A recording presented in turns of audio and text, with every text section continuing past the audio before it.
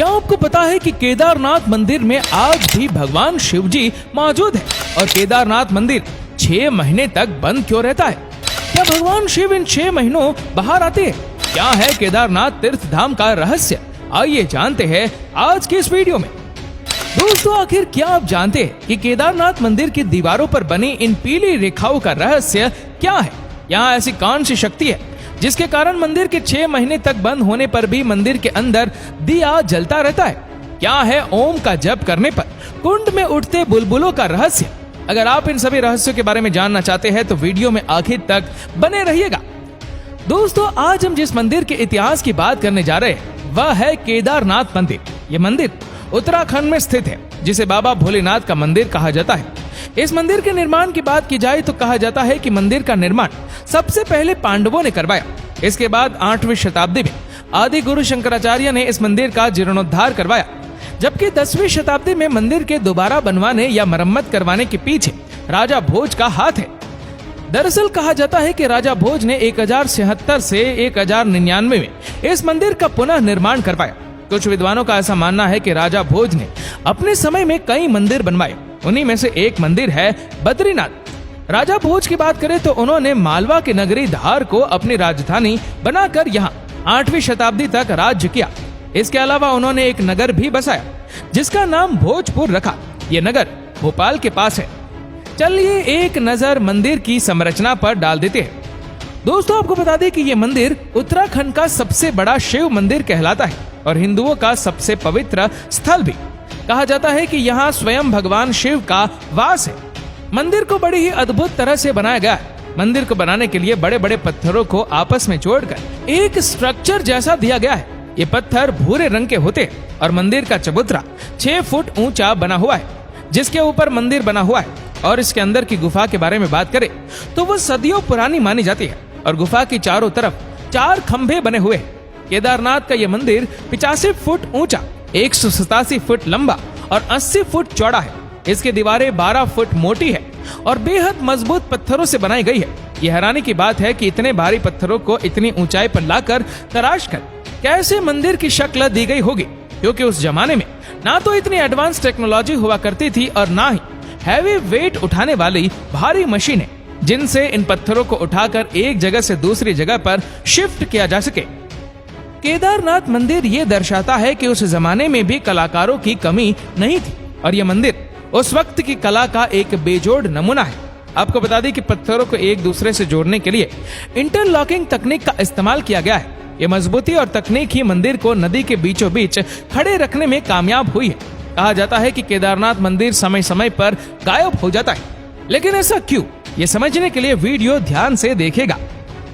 दोस्तों, कहा जाता है कि एक बार केदारनाथ मंदिर पूरे 400 सालों के लिए गायब हो गया था। क्या हुआ, आप भी ये सुनकर हैरान हो गए ना? लेकिन ये सच है। दरअसल 13वीं से 17वीं शताब्दी के बीच हिम युग आया था, जिसकी वजह से पहाड़ों पर बर्फबारी होने लगी और उस बर्फ से आसपास के इलाकों सहित केदारनाथ मंदिर भी पूरी तरह से बर्फ से ढक गया था। ये कोई मामूली हिम युग नहीं था, क्योंकि इस हिम युग ने अपनी पकड़ 400 सालों तक बनाए रखी और 400 सालों बाद इस हिम युग की पकड़ थोड़ी कमजोर हुई और बर्फ ने पिघलने का काम शुरू किया। अब जब बर्फ साफ होने लगी तो धीरे धीरे चीजों पर पड़े धुंध भी छटने लगे और केदारनाथ मंदिर से भी बर्फ की चादर हटने लगी। अब लोगों को लगा कि मंदिर 400 साल तक रही बर्फ की चादर से प्रभावित हुआ होगा, लेकिन ऐसा कुछ नहीं हुआ। हैरानी की बात तो यह थी कि 400 साल बाद भी मंदिर झुका क्यों था। ना ही उसके पत्थरों पर कोई खरोच आई थी, ना ही किसी तरह की हानि मंदिर में देखने को मिली। मंदिर जैसा पहले 400 साल था वैसा ही बाद में भी था। सब कुछ सही था, बस बर्फ के पानी की वजह से दीवारों पर पीली लाइंस बन गई थी। बाद में देहरादून के वाडिया इंस्टीट्यूट के प्रोफेसर विजय जोशी ने बताया कि ये पीली लाइंस इसलिए है क्योंकि 400 सालों तक बर्फ में मंदिर दबा रहा। एक रिपोर्ट के मुताबिक ये मंदिर न सिर्फ 400 साल तक बर्फ की गहराई में दबा रहा, बल्कि हिम नदी की तरंगों से होने वाले नुकसान से भी खुद को बचाता रहा।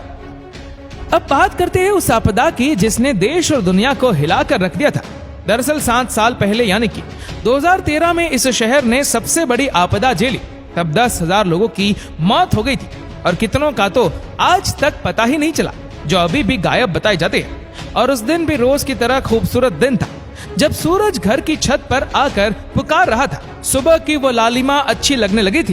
काले और नमी से भरे बादल लंबी और सूखी गर्मी के खत्म होने का इशारा कर रहे थे। आप कह सकते हैं कि बारिश हिमालय में दस्तक दे चुकी थी।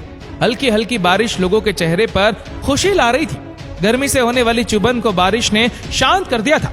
लेकिन कौन जानता था कि ये हल्की हल्की बारिश रौद्र रूप लेकर केदारनाथ में वह भूचाल लेकर आएगी जो आज से पहले कभी नहीं लाया गया।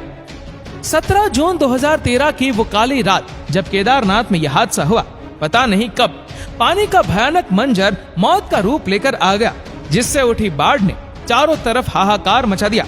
जो जहां था वहीं सन्न रह गया। यात्री होटल्स में डर डर कर रात बिताने लगे। हर किसी को अपनी जान की चिंता हो रही थी, क्योंकि ये बारिश अब बारिश नहीं बल्कि मौत का पैगाम थी। और जैसे ही मंदाकिनी ने अपना रुख बदला तो केदारनाथ की तस्वीर ही बदल गई। उस आपदा का नतीजा ये हुआ कि पानी के तेज बहाव से पत्थर भी खिसकने लगे और बहाव इतना तेज था कि बड़े बड़े घर, दुकान सब अपने साथ बहा कर ले गए। वहीं इसके साथ बड़ी मात्रा में चट्टान, पत्थर टूटकर बहने लगे। जहां एक तरफ बाढ़ के पानी के सामने जो भी आया वो उसे अपने साथ वहां बहा कर ले जा रहा था, वहीं दूसरी तरफ केदारनाथ मंदिर के पीछे एक बड़ी सी चट्टान आकर फंस गई। उस भयंकर बाढ़ से उस चट्टान ने मंदिर की रक्षा की और बाढ़ के पानी के साथ बहने वाला पूरा मलबा मंदिर के दोनों ओर से बहता रहा, पर मंदिर को कुछ नहीं हुआ। लोगों को तब बहुत डर था कि बहता हुआ पानी एवं मलबा मंदिर को भी साथ में बहा ले जाएगा, किंतु ऐसा नहीं हुआ।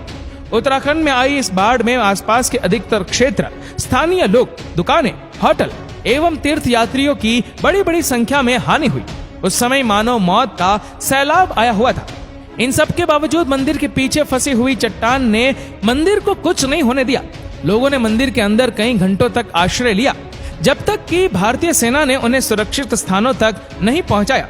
हालांकि बाद में बचाव दल के द्वारा कई लोगों को बचा लिया गया था, जबकि कई लोग इस आपदा का शिकार हुए।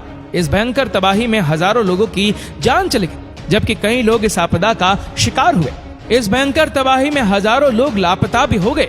इसे आज तक वैज्ञानिक भी नहीं खोज पाए हैं कि ओम के उच्चारण के बाद कुंड में बुलबुले कहां से उठते हैं। ये तो ईश्वर की माया है जो हमें किसी न किसी रूप में केदारनाथ में दिखाई दे ही जाती है। अगर आप भी केदारनाथ दर्शन करने के लिए जा रहे हैं तो याद रखिएगा, जो कोई भी केदारनाथ की यात्रा पर जाता है उसका इस भैरव मंदिर में दर्शन करना जरूरी होता है, और जो भैरव मंदिर के दर्शन नहीं करता उसकी यात्रा कभी पूरी नहीं होती।